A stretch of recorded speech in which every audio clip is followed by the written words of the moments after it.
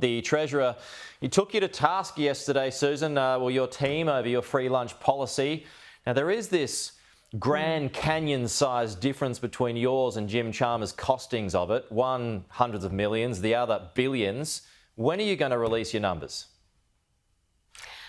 Our numbers were costed by the Parliamentary Budget Office, and that's the protocol, and that's what always happens. And all costings are released in the lead up to an election, which the Prime Minister tells us is quite some distance away. So we are in line with the way we have costed this policy. What the government has done is throw fake costings at us, and in a time of crisis for our small businesses, they have thrown fake costings instead of actually releasing a strategy, Pete, that helps small businesses. They have released a strategy. I'm holding it up here.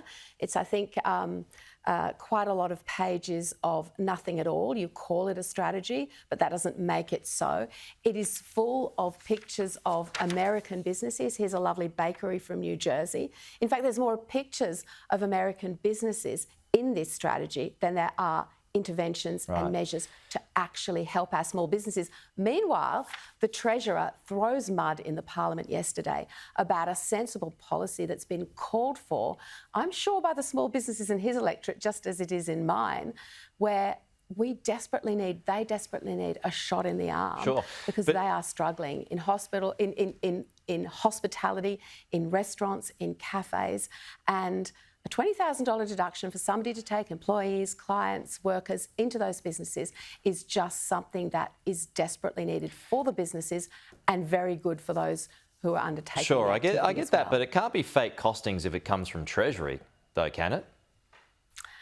Well, I back in the Parliamentary Budget Office every day of the week, and we will see the full costings for every single election policy before the election. Right, that always happens. But the politics of this is, though... I'm sorry, Pete. These are clearly fake costings, and you know why? I think they're throwing them at us because they have nothing else for small businesses, nothing at all. And to laugh at something like this that helps those businesses who, as I said, are really struggling.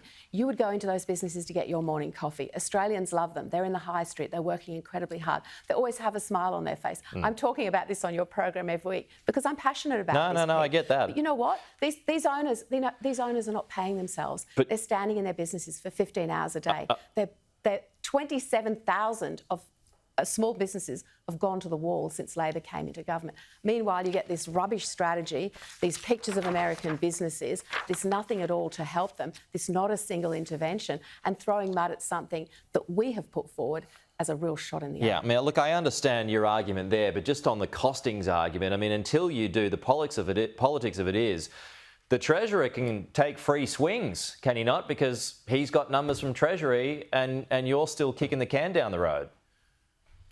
Well, I think the politics of this are we have one side of the Parliament that has walked a mile in the shoes of small businesses and another side of the Parliament. But if it's not much, can I just ask, if it's not much, why not just release it?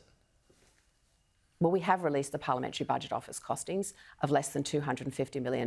So that's out there, that's on the table. We've done everything that we would normally do when it comes to costing a policy. And the full details, all costings, all policies, comes out before an election. We will leave it there. Susan, thanks as always. We'll chat again soon.